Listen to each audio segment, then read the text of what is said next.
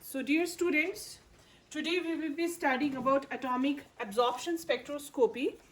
In this type of spectroscopy, we study about atoms. In previous type of spectroscopies, we have been focusing on molecules. Those type of spectroscopies, they deal with the study of molecules, their structure, bonds, etc. But in this type of spectroscopy, we find out that in a particular sample, what type of elements or atoms are there and in what concentration. That means this type of spectroscopy is used to find out the quantitative as well as quantitative analysis of atoms in a particular sample. There are various applications of this spectroscopy, but if I mention a few, then for example, when we find out the presence of metallic elements in food industry, in different foods, we find out the constant, does this particular packed or processed food has mercury in it, or it has lead in it, or it has arsenic in it, then we use this branch of spectroscopy. Or for example, if we try to find out different elements, for example calcium, magnesium in blood, or we try to find out the concentration of lead in petrol, and so on. This is just a very small list. There are numerous applications of atomic absorption spectroscopy, which helps us to almost find out 60 to 70 elements. It helps us to find out in different samples. So the basic, I will first of all discuss with you basic principle of atomic absorption spectroscopy. So basic principle of atomic absorption spectroscopy is very simple, as it is same as that of other branches of spectroscopies we have been dealing with. So in different atoms, what happens that atoms have different electronic energy levels. They have different energy levels. For example, say this is the ground state and these are excited states. This is first excited state, this is second excited state, and this is third excited state.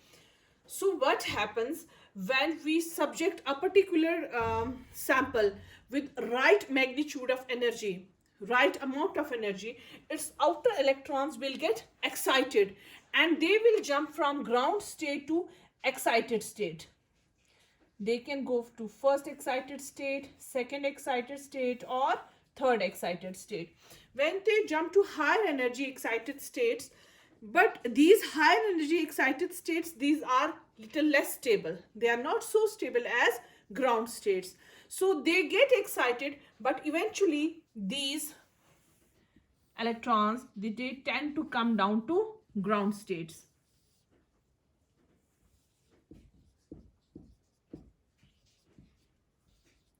So what will happen after some time? These electrons will come down to ground state. So when they come down to ground state, they will release the excess energy.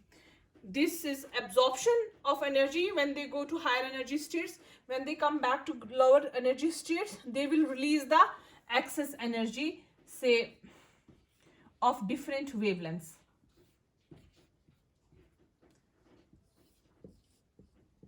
When they will come down to ground energy states, they will emit radiation, and this emitted radiation will be of different wavelength, and it will depend upon what?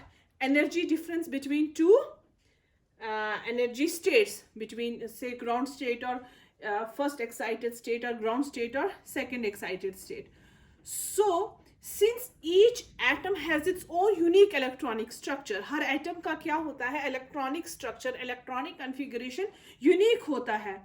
तो जो हमारे पास ये spectrum we obtain, the spectrum, emission spectrum or absorption spectrum also we can say, we obtain is unique for every element. Every element has unique absorption as well as emission lines because they have unique electronic structure. So by studying this absorption or emission spectra, we can easily conclude that our particular sample has which type of elements. There are certain elements which absorb at a particular wavelength. Certain atoms, for example, sodium absorbs 589 nanometer. No other element will absorb at that particular wavelength. So by studying that which absorptions are taking place at which wavelengths, or emissions are taking place at which wavelength, we can easily conclude that our particular sample has what elements in quantitative as well as qualitative manners. So the difference between these energy levels is different for different elements. So as per Bohr's equation, it will be equal to del E is equal to E1 minus E0, or H nu is equal to Hc by lambda. So this atomic emission spectroscopy, it is a little complex, because you see that when atoms absorb energy and after they come back to ground state, it might happen that they will go from E3 to ground state directly, or they can go from E3 to E2. They can go from E2 to E1, and from E1 to ground state. So there are multiple transitions we have.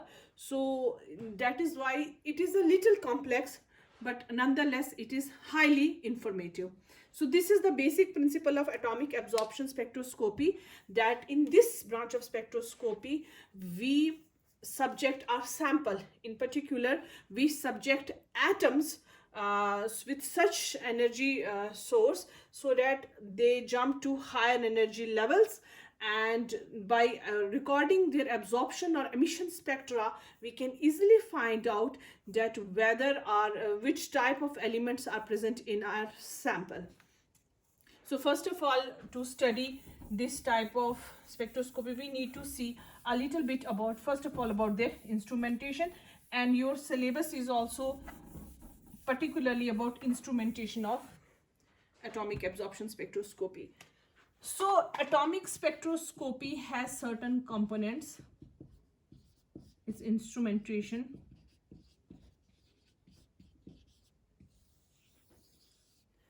One part of it is, as you already know about it, lamp, which is the radiation source from which we get radiation of required wavelength.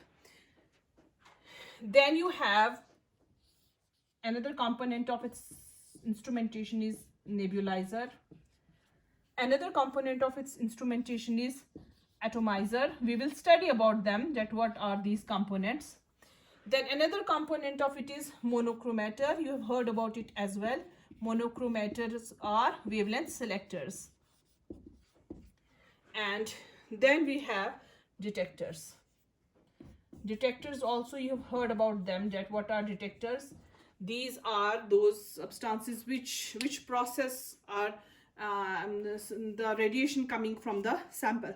So basically atomic spectroscopy, our instrument should have these parts. First of all, lamp, and after that the sample. So this nebulizer and atomizer, both these components, they help us in preparation for preparation of sample for analysis. And then we have radiation passes through sample. After that, monochromator looks for selected wavelengths, and then detector analyzes the final output.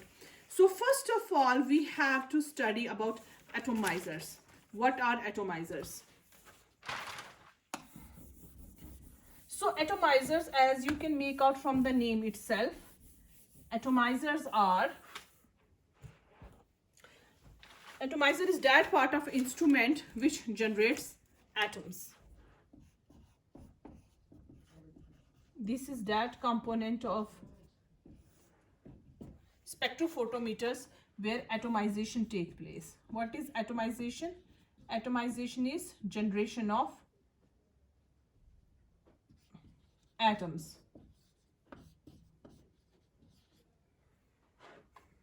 So the basic thing about atomic absorption spectroscopy is that atomic absorption spectroscopy requires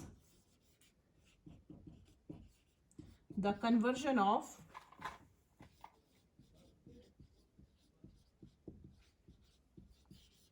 sample to atoms. So this is the basic job of an atomizer. that it has to convert sample to atoms. So what happens that sample is introduced in an atomizer using a capillary.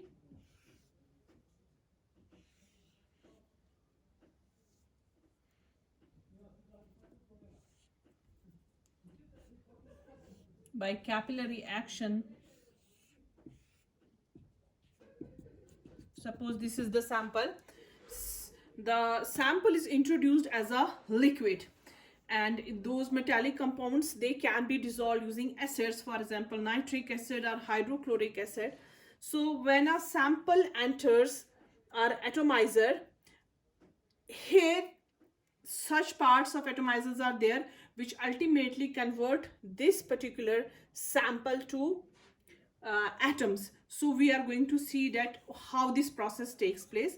Before that, I would like to tell you that there are generally two types of atomizers we have.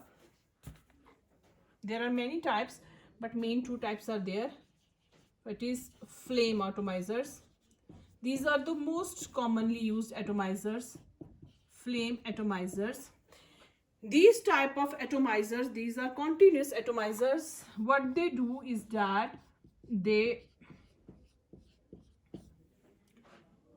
use flame to carry out atomization. You know, the atomization process is not very simple process. You have to dissociate molecule into atoms. So you need to have lots and lots of energy to carry out that process, dissociation, to finally create atoms. In this particular atomizer, we use flame, direct flame. We introduced our sample to the flame. Here flame, what it does, it dissociates them into atoms. And then another type of atomizers are there. These are electrothermal atomizers. They use electric current to heat the sample so that atoms are generated. Both these type of atomizers, they require heat energy, but in case of flame atomizers, we use flame, but in case of heat electrothermal atomizers, we use our electric current. So first of all, we will be studying about flame atomizers. These are the most commonly used type of atomizers, flame atomizers.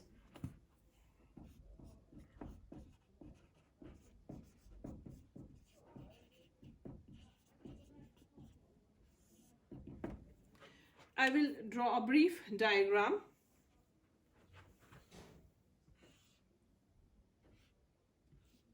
For you to understand. Rest I have provided you with material also. There you can check out in the material. I have provided you all the information. This is just for understanding purpose. You just try to listen here. You will find material over there.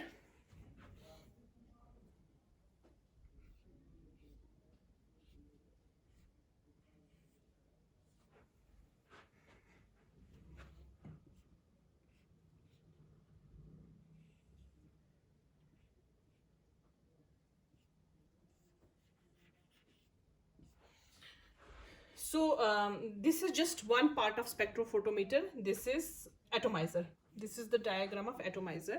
So atomizer looks roughly something like this. This is our test solution.